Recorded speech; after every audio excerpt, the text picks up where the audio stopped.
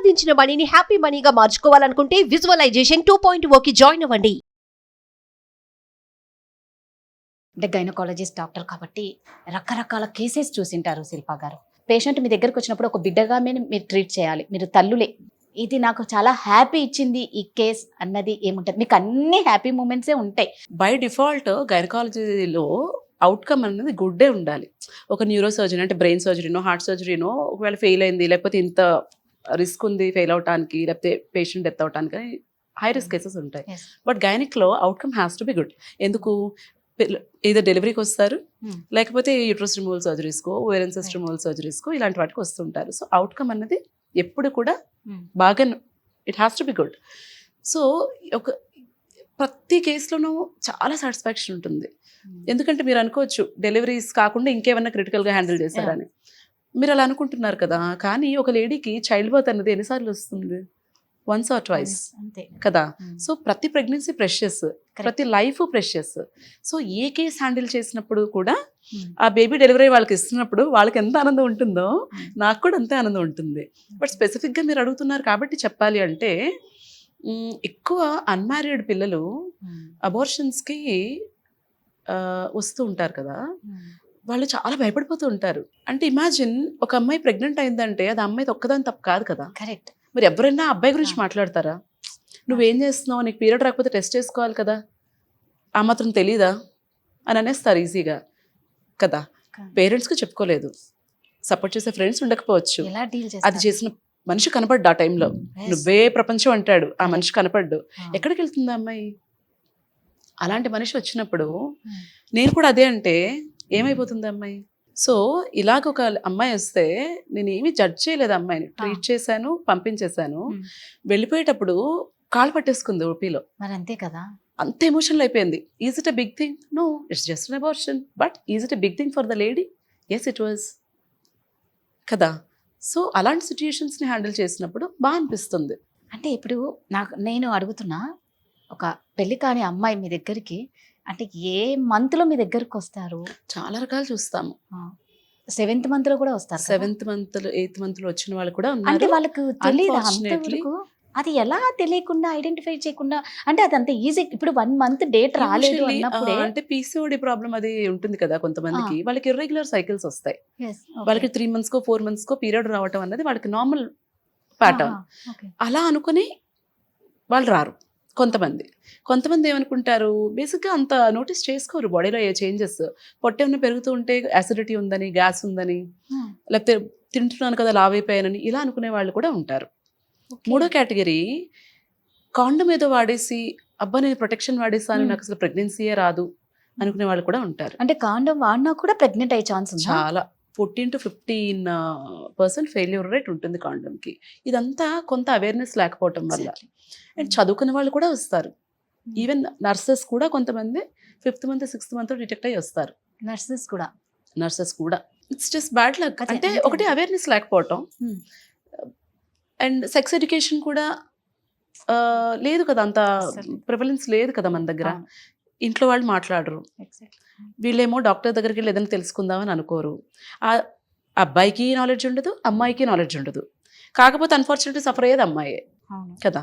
So ఇలాంటి కారణాలు చాలా ఉంటాయి. కొంతమంది అమ్మాయిలు, పెళ్లి కాని అమ్మాయిలు, వాళ్ళకి తెలియకుండా ఏ 7th మంత్లోనో 8th మంత్లోనో వస్తే అప్పుడు వాళ్ళు ఏం చేయనీకి లేదు, ఏమి చెయ్యలేరు, లీగల్గా కూడా ఏమి చెయ్యకూడదు. She has to continue the pregnancy till term వరకు కంటిన్యూ చేసి డెలివర్ చేయాలి బేబీని. అది ఎలా మరి? మీరు తల్లికి ఎలా అంటున్నారు, మరి బిడ్డకి? బిడ్డ ఏం తప్పు చేసింది? డెలివరీ అయిన తర్వాత బిడ్డ ఏం తప్పు చేసింది? 7th మంత్లో 8th మంత్లో మీరు ఎలాగ టెర్మినేట్ చేసేసుకుందాం అనుకుంటారు? అప్పటి వరకు అసలు అన్వాంటెడ్ ప్రెగ్నెన్సీ రాకుండా చూసుకోవడం మీ రెస్పాన్సిబిలిటీ. అక్కడ తప్పు చేశారు. ఎర్లీగా డిటెక్ట్ చేసుకోకపోవడం ఇంకొక తప్పు. మీరు డిటెక్ట్ చేసిన తర్వాత మీ స్వార్థం కోసం 7th మంత్లో 8th మంత్లో డెలివరీ చేసేసి పడేస్తాను అంటే దట్ ఈస్ నాట్ రైట్. అందుకనే అంటాను అవేర్నెస్ ఉండాలి అని. సో శిల్పా గారు, మామూలుగా మన ఆడవాళ్ళకి ఏంటంటే ఏదన్నా పండగ వస్తుంది, ఎక్కడికైనా ఊరికి వెళ్ళాలి, లేకపోతే మాకు తొందరగా ఏమడుతున్నారు, పిల్స్ ఒకటి యూజ్ చేస్తాం హెల్త్ వైజ్, ఎంత పీరియడ్ వద్దు అని వద్దు అనేసి ఆ డేట్ ని డిలే చేయాలి.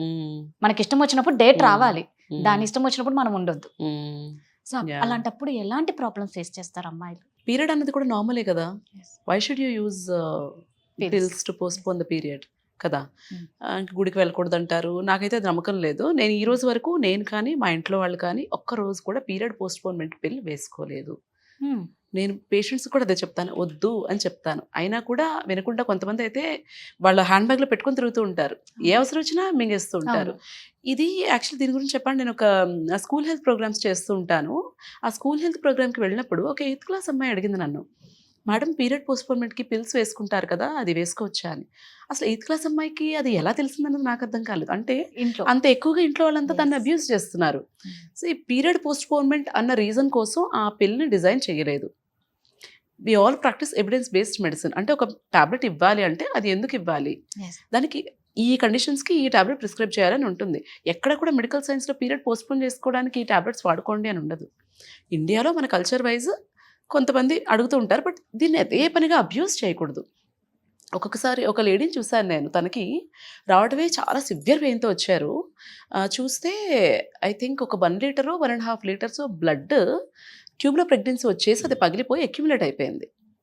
Then I had to do an emergency surgery to save her. ఒక 3 ప్యాకెట్ల బ్లడ్ పెట్టాల్సి వచ్చింది. ఇదంతా ఎందుకైంది, ఇలాంటి పీరియడ్ పోస్ట్‌పోన్‌మెంట్ పిల్స్ వల్ల కూడా అందరికీ ప్రెగ్నెన్సీస్ ఫెలోపియన్ ట్యూబ్లోనే ఫామ్ అవుతాయి. ఆ ట్యూబ్ మూవ్మెంట్ ఏమైనా కొంచెం స్లో అయిపోయింది అనుకోండి, బేబీ వెళ్ళి అక్కడ అతుక్కొని ఉండిపోతుంది. ఇలాంటి పిల్స్ వల్ల అలాంటి ప్రాబ్లమ్స్ కూడా రావచ్చు. Hmm. Why do you abuse it? ఇంకొక కండిషన్ చెప్తాను. ఒక అమ్మాయి పెళ్లి ముహూర్తాలు ఉన్న పిల్లలు వస్తూ ఉంటారు కదా, వాళ్ళు వచ్చినప్పుడు యూజువల్లీ ఏం చేస్తారంటే ఇంట్లో చేయాల్సినవన్నీ చేసేసి పీరియడ్ టైం కూడా దాటిపోయి లాస్ట్ మినిట్లో వస్తారు. వచ్చి పీరియడ్ పోస్ట్‌పోన్‌మెంట్ పిల్ కావాలి అంటారు. అప్పుడు నేను ఒకటే చెప్తా, ఇది పని చేయొచ్చు, పని చేయకపోవచ్చు. Hmm.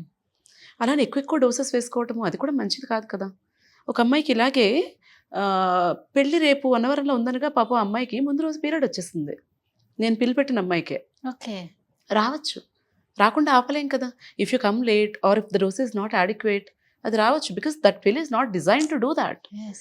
ఆ అమ్మాయి అయితే నాకు ఇప్పుడు చచ్చిపోవడం తప్ప ఇంకొక దారి లేదు, రేపు పొద్దుట పెళ్ళుంది, నేను ఈ విషయం ఇంట్లో చెప్తే పెళ్ళి ఆపేస్తారు. వై? ఎందుకు ఆపాలి? ఎందుకు ఆపాలి? పీరియడ్ అనేది నార్మల్ కాదా? అంటే పెళ్లి పీటల మీద కూర్చోపెట్టారు కదా. అదే ఎందుకు పెట్టకూడదు అంటాను అదే నేను. మరి అదే మన ఎందుకు సంప్రదాయాలు పెట్టకూడదు? అలాగే ఉన్నాయి కదా. ఎందుకు పెట్టకూడదు? దానికి మరి ఆ పిల్లల్ని అంత స్ట్రెస్లో పెట్టడం మంచిదా? అది చెప్పండి. పోయి నాకు Correct. ఆన్సర్ ఇవ్వండి. లేదు లేదు ఓకే, నేను 100% అగ్రి అవుతాను, మీకు లేదు. సెంటిమెంటల్ వాల్యూస్ ఉన్నాయి, లేదు. మీరు పీటల మీద ఆడపిల్లలు కూర్చోబెట్టకూడదు పీరియడ్ వచ్చినప్పుడు కదా. మరి ఆ అమ్మాయికి అంత మెంటల్ స్ట్రెస్, సూసైడ్ చేసుకోవాలన్నంత బాధ కలిగించడం అనేది అవసరమా? Is it fair? ఖచ్చితంగా. మన సెంటిమెంట్స్ కోసం అమ్మాయిని అంత ఇబ్బంది పెట్టాలా మనం? అండ్ మీరు ఒక ముహూర్తం పెడతారు, ఆ ముహూర్తానికి అమ్మాయికి పీరియడ్ వస్తుందో లేదో తెలుస్తుందా? లేదు కదా. అంటే మామూలుగా అందుకే కదా మన ఆడవాళ్ళకి ముందు డేట్లు చూసి ముహూర్తాలు పెడతారు. కానీ ఇది న్యాచురల్ గా మన చేతిలో మీరు లేనిది స్ట్రెస్ ఇది. తీసుకుంటే గనక పీరియడ్ Ah, డిలే అయిపోవచ్చు, టైంకి వచ్చేయచ్చు. Correct. అది మన చేతిలో ఎప్పుడైతే ఉంది. కరెక్ట్ టైంకి రావాలి అనుకుంటారో అప్పుడే రాదు. రాదు. Right. హార్మోన్స్ అన్నవి మన బాడీ ఫంక్షన్ మీద, స్ట్రెస్ లెవెల్స్ మీద అన్నింటి మీద డిపెండ్ అవుతుంది. అంటే ఇప్పుడు నాకు ఒకటే డౌట్, మరి ఆ పిల్ల ఎందుకు చేశారు? ఆ పిల్ రీజన్స్ వేరు యూజ్ చేయడానికి. Okay. హెవీ బ్లీడింగ్ అయినప్పుడు వాడతాము, ఎండోమెట్రియం ఏమన్నా కరెక్ట్ చేయాలంటే వాడతాము. పోస్ట్‌పోన్‌మెంట్‌కి ఎవరు కనిపెట్టలేదే పిల్. దాన్ని దీనిగా యూజ్ చాలా ఎక్కువ అబ్యూస్ చేస్తున్నారు, పిల్లలకు కూడా అలవాటు చేసేస్తున్నారు. పోనీ ఇంట్లో పోనీ అమ్మాయి పెళ్ళి ఓకే మీరు అడిగారు, పెళ్ళికి వచ్చే చుట్టాలకి వాడేస్తున్నారు, ఆ చుట్టాల పిల్లలకి వాడేస్తున్నారు. ఎందుకు? మన ఇంట్లో ఫంక్షన్ ఉందంటే మనం మెయిడ్స్ చేత ఒక వాడించేస్తున్నాము. డోలో వాడినట్టే. That is not right. You should never abuse your body. Learn to respect your body. ఆ అమ్మాయి పెళ్లి క్యాన్సిల్ అయిందా? చేసుకుంది. చేసుకుంది.